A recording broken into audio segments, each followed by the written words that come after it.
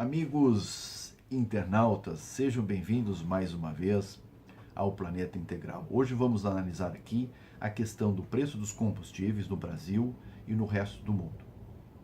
É um assunto complexo, mas merece a nossa análise com base em dados, em fatos, para que a gente possa entender melhor esse preço básico da economia, que é o preço dos combustíveis. Como se trata de um assunto muito complexo, entendo útil efetuar uma análise comparativa dos preços, por exemplo, da gasolina no Brasil e nos demais países, para se ter uma ideia do mercado. A gasolina no Brasil é mais cara do que nos demais países? Nós vamos ver que em alguns países a gasolina é mais cara, em outros é mais barata. Mas antes, para nós termos uma ideia da situação, devemos levar em consideração vários aspectos. Primeiro, os preços da gasolina ou de qualquer produto são relativos, tanto da gasolina quanto do diesel e os demais derivados, pois é relevante também considerar o preço praticado em relação ao poder aquisitivo de cada país que serviu de comparação. Então, só pegar o valor absoluto de um determinado preço básico, como é o da gasolina ou do diesel, pode não ter muito significado. Nós temos que analisar também aquele preço sobre o aspecto relativo, ou seja, quanto por cento daquele preço representa do poder aquisitivo médio do brasileiro e quanto por cento daquele preço representa do poder aquisitivo médio do país que está sendo comparado. O barril de petróleo, como os seus derivados, são commodities cotados em dólares e a preços internacionais, o que temos de levar em consideração se quisermos ter um mercado minimamente competitivo e confiável. Então, esse é um outro aspecto importante, né? Será que nós podemos nos isolar do resto do mundo, já que o petróleo, a soja, né, são commodities precificados internacionalmente, né? E nós nem sempre conseguimos produzir tudo aquilo que nós consumimos aqui dentro, dependemos, obviamente, de importação e de exportação dos excedentes. Então, nós temos que seguir preços internacionais. Esse é um ponto importante. Mas vamos analisar isso mais a fundo. As regras de formação de preços, bem como os marcos regulatórios no mercado interno, devem ser previsíveis, claros e principalmente estáveis, para que tenhamos o maior número de empresas interessadas em em atuar na cadeia de combustíveis e com isso estimular a competitividade no setor. Isso também é um aspecto muito importante, a questão da estabilidade de preços e das regras claras, né? Então esses três pontos são pontos que a gente não deve perder de vista na análise que a gente vai fazer a respeito desse preço básico da economia, que é o preço dos combustíveis. A questão do poder aquisitivo do Brasil em relação aos demais países e em relação aos combustíveis, a questão da estabilidade dos preços e a questão de que os preços dos derivados de combustíveis, de petróleo, os combustíveis, são commodities precificadas internacionalmente. No Brasil, o preço final da gasolina, tradicionalmente, é em torno de 1,25 dólares por litro, né? Em 2017, era esse o valor. Eu peguei esses dados de 2017, que são os dados que eu já tinha compilados, né? Mas o raciocínio vale ainda para hoje. No Uruguai, por exemplo, o preço de um litro de combustível custa 1,62 dólares. Ou seja, enquanto no Brasil custava 1,25, em preços de 2017, no Uruguai custava 1,62, portanto, mais caro. E era mais caro de que forma? No refino, 9,5% mais caro lá no Uruguai. Os tributos, 43% mais elevados. E a margem bruta de distribuição e revenda, 46% mais elevada no Uruguai. O combustível, então, aqui no caso da gasolina, ele tem três aspectos de custo, né, na sua formação de preço. O custo de extração e refino, né, o custo dos tributos e o custo de margem bruta dos distribuidores e revendedores. Então, em relação ao Uruguai, por exemplo, o que nós acabamos de dizer é que o custo de extração e refino no Uruguai é 9,5% mais caro. O custo dos tributos é 43% mais elevado. E o custo de distribuição e refino, esses 46% mais elevado. Em relação à Argentina, enquanto o nosso custo de gasolina é $1,25 por litro, na Argentina é 1,28. Então, mais ou menos, custos semelhantes.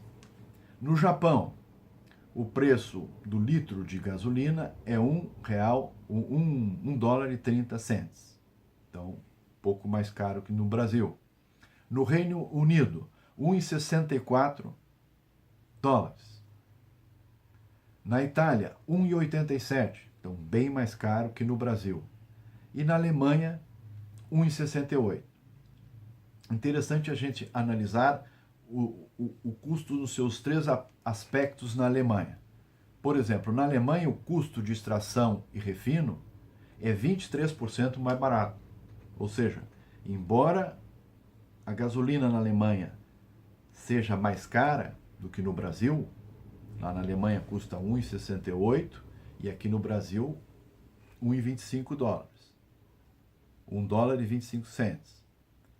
Lá na Alemanha, o custo de extração e refino é 23% mais barato. Mas, em compensação, o custo dos tributos na Alemanha é 98% mais caro.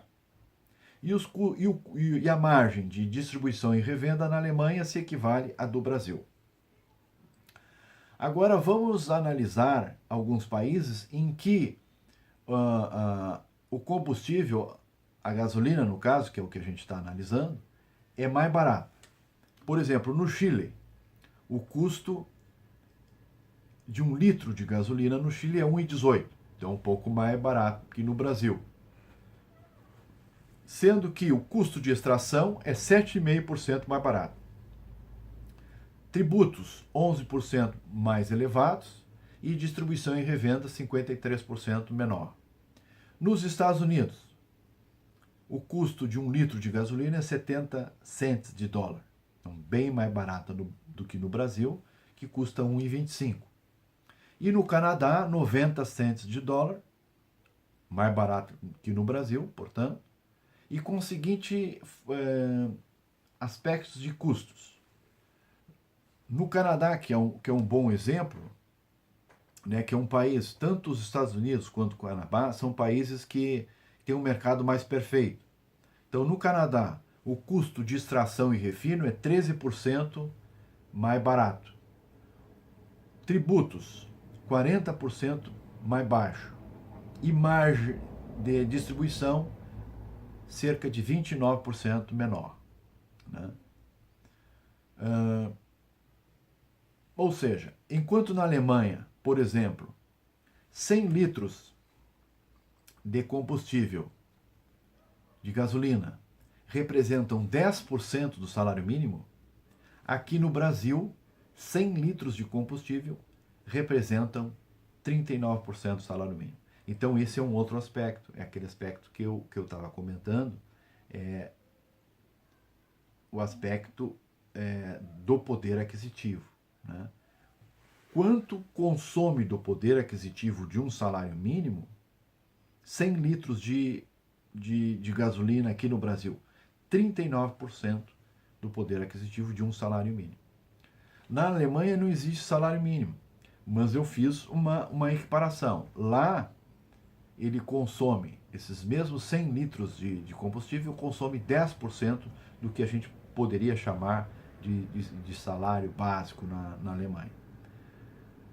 Esse é um outro problema grave, né? Mas esse não é um problema dos combustíveis. Quer dizer, como o combustível é uma commodity, né, nós temos que seguir mais ou menos esses preços internacionais. Ainda que a gente tome como parâmetro os preços mais baixos, né? Mas a questão do salário mínimo é um problema para além do preço dos combustíveis. Então eu digo assim, esse problema é mais do salário mínimo e menos do preço final da gasolina. Essa questão do poder aquisitivo.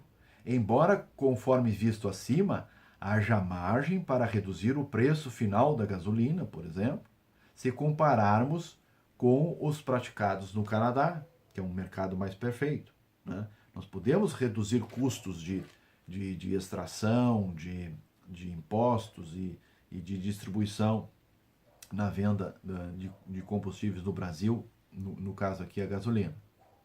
Mas, mesmo assim, se nós reduzíssemos esse preço do combustível para 90 centavos por litro de gasolina, que é o que custa no Canadá, ainda assim, esse valor representaria 100 litros de gasolina, representariam 29% do poder aquisitivo do salário mínimo no Brasil.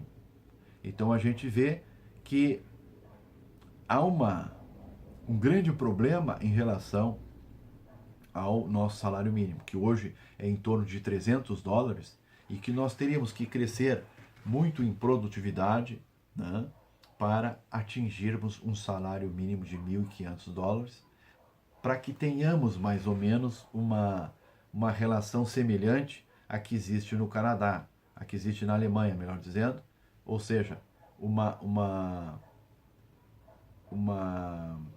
relação, né, entre 100 litros de combustível e 10% do salário mínimo brasileiro. Isso se ele fosse de $1.500.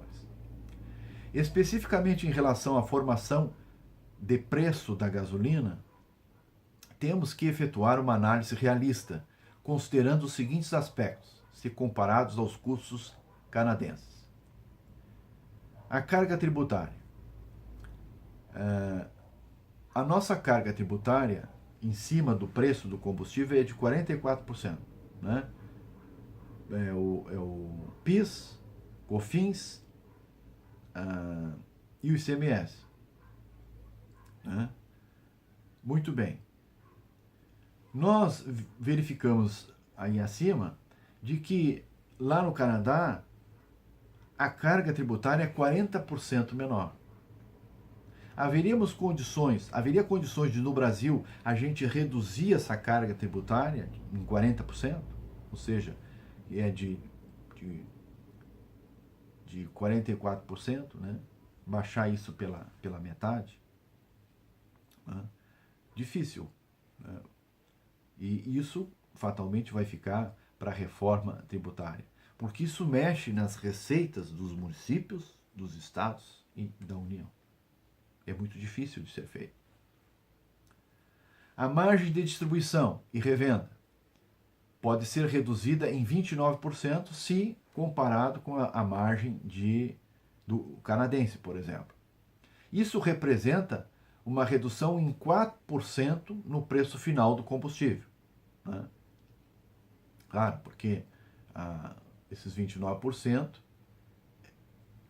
calculados sobre o que representa, né, o custo de distribuição e revenda, a gente chega que no custo final isso representaria 4%, uma redução desses 29%.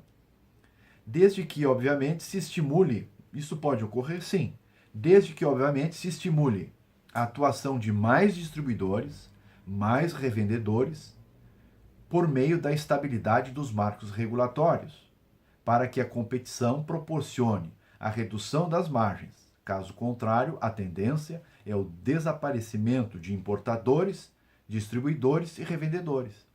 Esse é um ponto nevrálgico, né? Para nós conseguirmos reduzir os custos, o Brasil é um país continental, né? Tu transportar gasolina, diesel lá para o Amazonas, né? E lá para o Rio Grande do Sul, aqui para o Rio Grande do Sul, né? Para todo o país, às vezes é mais simples e mais fácil, né? Devido ao nosso gigantismo territorial, importar combustível de um local mais próximo, né?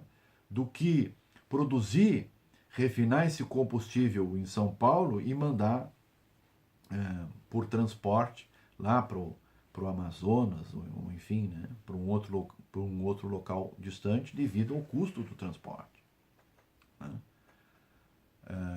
Então nós precisamos desses distribuidores que estão autorizados hoje a importar, e o Brasil importa em torno de 25% de tudo que consome em torno de combustíveis, né? Se nós mantivermos um mercado bem regulado, a preços, né, de paridade internacional, né, a paridade internacional é a do Golfo do México, e com preços estáveis, né, com regras estáveis, nós teremos importadores, distribuidores, revendedores cada vez mais, né? E a tendência com isso é de o mercado se tornando mais perfeito. Em relação à extração e refino, poderia ser reduzido o custo de 13%, tomando como parâmetro o Canadá, o que equivale a uma redução de 5,4% no preço final do combustível, também aqui é a mesma coisa. No Brasil, isso depende de quê? De marcos regulatórios, de mais gente refinando. No Brasil, a Petrobras refina 98%, né, do petróleo brasileiro, né? Embora a gente importe, né, 17% do petróleo mais leve, porque o nosso petróleo é um petróleo pesado, a gente produz petróleo para atender todas as nossas necessidades e ainda exportamos petróleo. Mas como o nosso petróleo é um petróleo mais pesado, nós precisamos importar 17% de petróleo mais leve para conseguir refinar de acordo com a tecnologia que nós temos atualmente. Então, essa estratégia da Petrobras de abrir o mercado de refino, né, para que ela saia dessa situação de refinar 98% do petróleo nacional, né, é uma grande saída, né? Inclusive com as distribuidoras importando, né, importando derivados de petróleo, para que esses custos, né, se tornem cada vez mais competitivos. Quanto mais você fecha o mercado, maior dificuldade a gente vai ter de reduzir essas margens em todos os aspectos de custos que ela tem. Importante salientar que para os custos de extração e refino que a Petrobras praticava, por exemplo, em abril de 2018, um custo de refino de gasolina de 347 centes de dólar era o praticado nessa data, em abril de 2018. Ou seja, o custo de refino era de 347 centes de dólar pago na refinaria, né? Tu pega esses 347,347 vezes 3,88, que está o dólar hoje, daria 3,88, daria 1,34 reais o custo de produção disso aí. Ora, considerando as despesas e receitas do demonstrativo de resultado da Petrobras, percebe-se que o preço mínimo do barril de petróleo, que permite que a empresa cubra os seus custos de refino, seria em torno de 43, 44 dólares por barril. Esse custo de refino da gasolina de 347 centos por litro equivale mais ou menos a um barril, na época, de 62 dólares. Né? Com isso a gente consegue calcular o seguinte, né? Se a gente analisar o demonstrativo de resultado da Petrobras, a gente consegue ver de que a Petrobras, além do custo de extração e de refino, tem inúmeros outros custos ali embutidos. Né? Então, por isso que ela não consegue praticar, né, esse custo abaixo de 44 dólares, que para mim é um custo que permite que a Petrobras, é um preço que permite que a Petrobras consiga dar um resultado para o acionista de em torno de 7% e cobrir as despesas financeiras, administrativas, de prospecção, refino e pesquisa. Uma coisa é o custo específico de produção e refino. Né? Vai lá, olha, para tirar esse petróleo aqui, para refinar isso aqui, é tanto. Né? Que hoje, segundo dados da Petrobras, está em torno de 13 dólares por barril. Isso é um custo. Mas quando a gente pega e coloca todos os demais custos de pesquisa, custos financeiros, os riscos, né, os custos administrativos, então isso sobe para em torno de 44, 45 dólares por barril. Então, quando ela estava operando lá, quando ela estava operando em 2018, em abril de 2018, antes daquele problema dos caminhoneiros, na faixa de 62 dólares o barril, que era o valor de referência do barril internacional, ela estava operando bem. Né? Ela estava operando com uma margem boa. Essa margem permite um bom resultado para a Petrobras e permite também que a Petrobras tenha um excedente para investir em pesquisa, né? em refino, e ao mesmo tempo ela mantendo a prática de preços internacionais, ela viabiliza a importação, né, a atuação de distribuidores importando esses 25% de derivados de petróleo que o Brasil necessita. Em outras palavras, o custo de extração e refino de 347 centos de dólar por litro de gasolina poderia ser reduzido em 30%. Né? Se esse custo equivale a um barril de 62 dólares e a Petrobras é viável para um barril de 43 dólares e 40 centos, então tu poderia reduzir em 40%, o que daria um custo por litro de combustível em dólar de 24 centos. Isso é mais do que aqueles 13%, né, comparados com os custos do Canadá e dos Estados Unidos, que é em torno também de 13, 14% mais barato, né, do que no Brasil. Em suma, a Petrobras poderia praticar esse preço? Né? Eu entendo que não. Né? Por quê?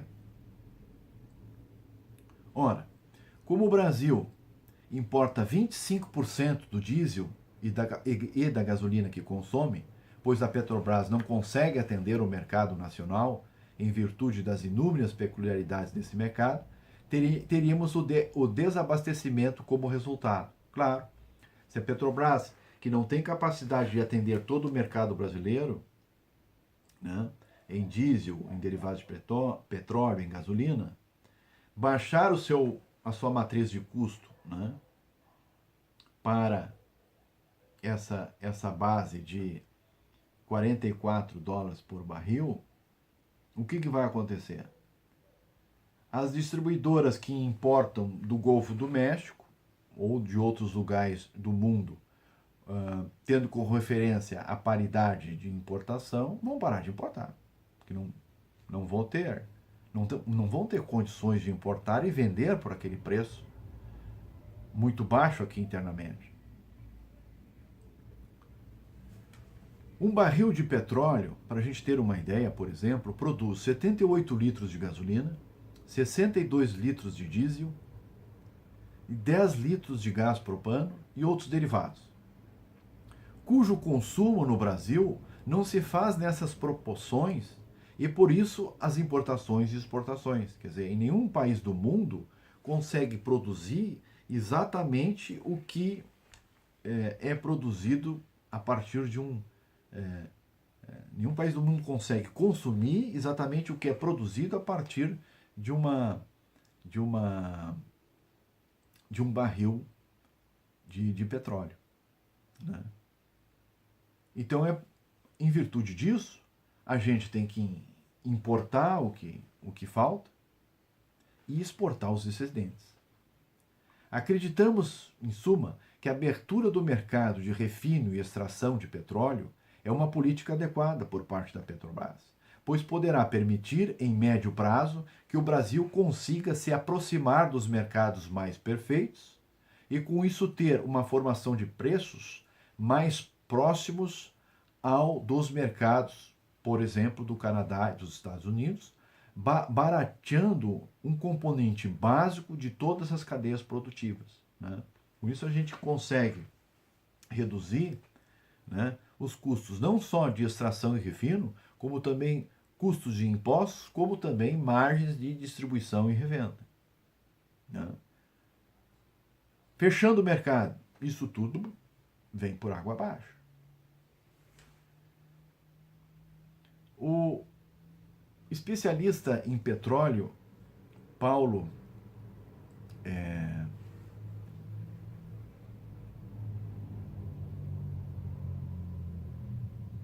o nome dele todo é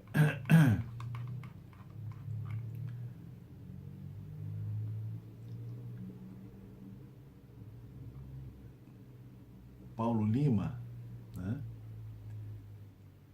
faz algumas considerações hoje, uma matéria que ele publica no site do Duplo Expresso, a respeito da política de preços da Petrobras e da sugestão que ele dá de qual política poderia ser adequada.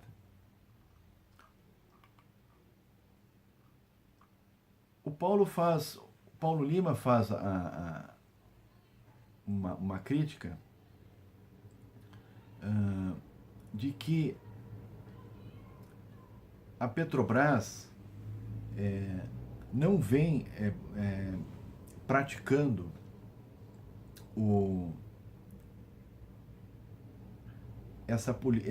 esse preço de referência, né, de paridade de importação que ela estipulou que seria praticado. O que é o preço de referência de paridade de importação? É o preço praticado no Golfo do México, que é o mercado mais perfeito, né, mais o custo de transporte e de taxas alfandegárias para que o distribuidor possa importar esse combustível até o Brasil. Então a Petrobras pratica esse preço, né, na refinaria. Com isso, o distribuidor tem a opção de comprar da Petrobras, né, o que a Petrobras tem para produzir, ela não consegue produzir todo o combustível que se consome no Brasil, ou então importar por esse preço de paridade do Golfo do México. Durante o governo Dilma, o que aconteceu? A Petrobras, durante o período aqui de 2014, outubro de 2014, até outubro de 2016, durante um longo tempo, ela praticou um preço muito acima desse preço de paridade, de referência de paridade de importação, durante um longo prazo. O preço era estável. Mas para a gente ter uma ideia, por exemplo, em dezembro de 2014, enquanto o preço do Golfo do México estava em torno, mais o custo de transporte e taxas alfandegárias, dava em torno de 1,10, o preço praticado pela Petrobras era 1,70. Então, muito acima. Né? Aqui em novembro de 2016, né, estava 1,30, né, no Golfo o preço de paridade, e o preço da Petrobras, o preço interno, também em 1,70. O preço ficou estável por um bom tempo. E isso era importante para os caminhoneiros, né? A questão da estabilidade, não a questão do preço. Havia margem para que esse preço fosse menor, fosse administrado de uma maneira menor. E foi exatamente isso que aconteceu com o governo Temer. A tentativa do Parente foi justamente de fazer um ajuste de preço mais just time. Né? Com isso, o preço pro caminhoneiro, pro transportador, ficou menor. Né? Por quê? A margem de lucro da refinaria, a margem de lucro do refino da Petrobras foi bastante reduzida. Mas, como ele começou a controlar o preço dia a dia, ele passou essa volatilidade para o transportador e para o caminhoneiro. E isso gerou um sério problema para os transportadores e caminhoneiros, porque eles não conseguiam planejar as suas receitas e as suas despesas. E aí e por isso surgiu a greve dos caminhoneiros. Então, na verdade é que no dia 8 de abril, por exemplo, a Petrobras estava praticando no diesel um preço de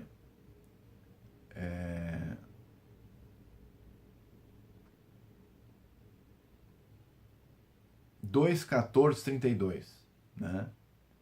E no site a ANP divulgou de que esse preço, nessa data, nessa semana, a ANP faz a divulgação desses preços do Golfo do México semana a semana. Estava em R$2, aí em reais, né?